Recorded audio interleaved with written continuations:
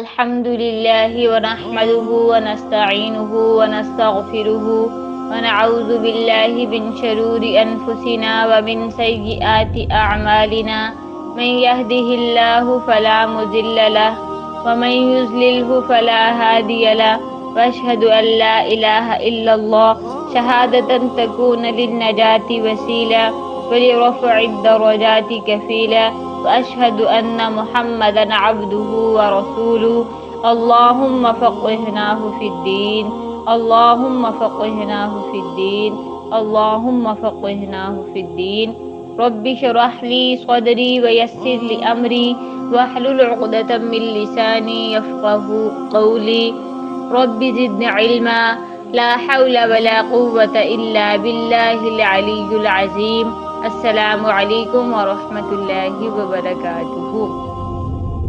الحمدللہ سے ہم 10 روزہ توبہ ورکشاپ سیریز کر رہے ہیں۔ آج ہمارا لیکچر نمبر 3 ہے۔ آج کے لیکچر میں ہم گناہ کبیرہ کے ٹاپک پر ڈسکشن کریں گے کہ گناہ کبیرہ کی تعریف قرآن و حدیث اور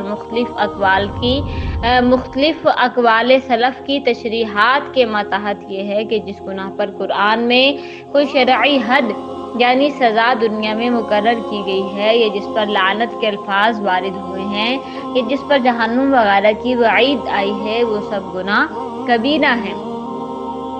اسی طرح ہر وہ گناہ بھی کبیرہ میں داخل ہوگا جس کے مفاسد اور نتائج بد کسی کبیرہ گناہ کے برابر یا اس سے زائد ہوں۔ اسی طرح جو گناہ صغیرہ جرت اور بے باکی کے ساتھ کیے جائیں یا جس پر مداومت کی جائے تو وہ بھی کبیرہ میں داخل ہو جاتا ہے۔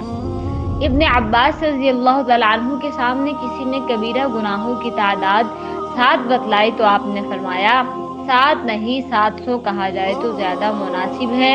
امام ابن حجر مکی رحمۃ اللہ علیہ نے اپنی کتاب الزواجر میں ان تمام گناہوں کی فہرست اور ہر ایک کی مکمل تشریح بیان فرمائی ہے جو مذکور صدر تعریف کی روح سے یعنی جو ابھی میں نے آپ کو گناہ کبیرہ کی ڈیفینیشن بتائی اس ڈیفینیشن کے مطابق کبائر میں داخل ہے۔ ان کی اس کتاب میں کبائر کی تعداد 467 یعنی کہ 466 تک پہنچی ہے، اور حقیقت یہ ہے کہ بعض نے بڑے بڑے ابواب معصیت کو شمار کرنے پر اتفاق کیا تو تعداد کم لکھی ہے، بعض نے ان کی تفسیرات اور انواع و اقسام کو پورا لکھا تو تعداد زیادہ ہو گئی۔ اس لیے یہ کوئی تعارض اور اختلاف نہیں ہے۔ رسول کریم صلی اللہ علیہ وسلم نے مختلف مقامات میں بہت سے گناہوں کا کبیرہ ہونا بیان فرمایا اور حالات کی مناسبت سے کہیں 3 کہیں 6 کہیں 7 کہیں اس سے بھی زیادہ بیان فرمائے۔ اسی سے علماء امت نے یہ سمجھا کسی عدد میں انحصار کرنا مقصود نہیں بلکہ مواقع اور حالات کے مناسب جتنا سمجھا گیا اتنا بیان کر دیا گیا۔ بخاری مسلم کے ایک حدیث میں ہے کہ رسول اللہ نے فرمایا کبیرہ گناہوں میں جو بھی سب سے بڑے ہیں تمہیں ان سے باخبر کرتا ہوں وہ 3 ہیں: اللہ تعالیٰ کے ساتھ کسی مخلوق کو شریک ساجی ٹھہرانا، ماں باپ کی نافرمانی اور جھوٹی گواہی دینا یا جھوٹ بولنا۔ اسی طرح بخاری مسلم کی ایک روایت میں ہے کہ نبی کریم صلی اللہ علیہ وسلم سے کسی نے دریافت کیا کہ سب سے بڑا گناہ کیا ہے؟ فرمایا کہ تم اللہ تعالیٰ کے ساتھ کسی کو شریک ٹھہراؤ حالانکہ اس نے تمہیں پیدا کیا۔ پھر پوچھا کہ اس کے بعد کون سا گناہ سب سے بڑا؟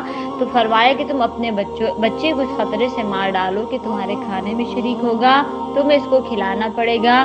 پھر پوچھا کہ اس کے بعد کون سا گناہ سب سے بڑا ہے؟ فرمایا اپنے پڑوسی کی بیوی کے ساتھ بدکاری کرنا۔ بدکاری خود ہی بڑا جرم ہے اور پڑوسی کے اہل و عیال کی حفاظت بھی چونکہ اپنے اہل و عیال کی طرح انسان کے ذمہ لازم ہے اس لیے جرم دگنا ہو گیا۔ صحیحین کی ایک حدیث میں ہے کہ نبی کریم صلی اللہ علیہ وسلم نے فرمایا کہ یہ بات کبیرہ گناہوں میں سے ہے کہ کوئی شخص اپنے ماں باپ کو گالیاں دے۔ صحابہ نے عرض کیا یا رسول اللہ یہ کیسے ہو سکتا ہے کہ کوئی شخص اپنے ہی ماں باپ کو گالی دینے لگے؟ فرمایا کہ ہاں، جو شخص کسی دوسرے شخص کے ماں باپ کو گالی دیتا ہے اس کے نتیجہ میں وہ اس کے ماں باپ کو گالی دیتے ہیں تو یہ بھی ایسا ہی ہے جیسا کہ اس نے خود اپنے ماں باپ کو گالی دی ہو، کیونکہ یہی ان گالیوں کا سبب بنا ہے۔ اور صحیح بخاری کی ایک روایت میں رسول اللہ صلی اللہ علیہ وسلم نے شرک اور قتل ناحق اور یتیم کا مال ناجائز طریقے پر کھانے اور سود کی آمدنی کھانے اور میدان جہاد سے بھاگنے اور پاک دامن عورتوں پر تہمت لگانے اور ماں باپ کی نافرمانی کرنے اور بیت اللہ کی بے حرمتی کرنے کو کبیرہ گناہوں میں شمار فرمایا ہے۔ بعض روایات حدیث میں اس کو بھی کبیرہ گناہ قرار دیا گیا کہ کوئی شخص دارالکفر سے ہجرت کرنے کے بعد پھر دارالہجرت کو چھوڑ کر دارالکفر میں چلا جائے۔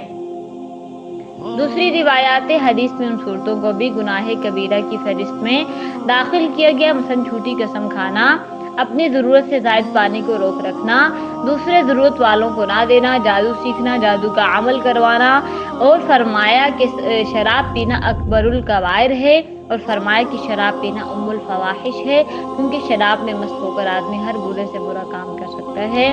اسی طرح ایک حدیث میں ارشاد فرمایا کہ سب سے بڑا کبیرہ گناہ یہ ہے کہ انسان اپنے مسلمان بھائی پر ایسے عیب لگائے جس سے اس کی آبرو ریزی ہوتی ہو۔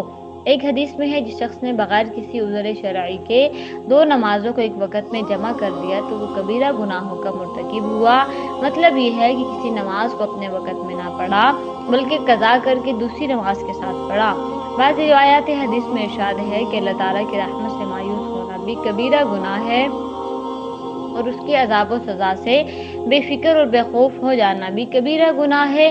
ایک روایت میں ہے کہ وارث کو نقصان پہنچانے اور اس کا حصہ میراث میں کم کرنے کے لیے کوئی وصیت کرنا بھی کبائر میں سے ہے۔ اور صحیح مسلم کی ایک روایت میں ہے کہ رسول اللہ نے فرمایا کہ خائب اور خاسر اور تباہ ہو گئے، اور 3 مرتبہ اس کلمے کو دہرایا۔ حضرت ابو ذر غفاری رضی اللہ تعالیٰ عنہ نے عرض کیا کہ یا رسول اللہ، یہ محروم، القسمہ اور تباہ برباد کون لوگ ہیں؟ تو آپ نے جواب دیا، ایک وہ شخص جو تکبر کے ساتھ پاجامہ یا تہمد یا کرتا کو ٹخنے سے نیچے لٹکاتا ہے، یہ حکم مردوں کے لیے ہے۔ دوسرے وہ آدمی جو اللہ کی راہ میں کچھ خرچ کر کے احسان جتلائے۔ تیسرا وہ آدمی جو بوڑھا ہونے کے باوجود بدکاری میں مبتلا ہو۔ چوتھے وہ آدمی جو بادشاہ یا افسر ہونے کے باوجود جھوٹ بولے۔ پانچویں وہ آدمی جو عیالدار ہونے کے باوجود تکبر کرے۔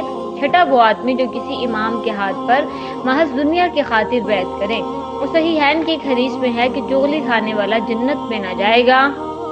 شرابی، ماں باپ کا نافرمان، رشتہ داروں سے بلا وجہ قطع تعلق کرنے والا، احسان جتلانے والا، جنات، شیاطین یا دوسرے ذرائع سے غیب کی خبریں بتانے والا، دجوس یعنی اپنے اہل و عیال کو بھی حیائی سے نہ روکنے والا، یہ سب اس میں داخل ہیں۔ مسلم شریف کی ایک حدیث میں ہے کہ اللہ تعالیٰ کی لعنت ہو شخص پر جو کسی جانور کو اللہ کے علاوہ کسی کے لیے قربان کرے۔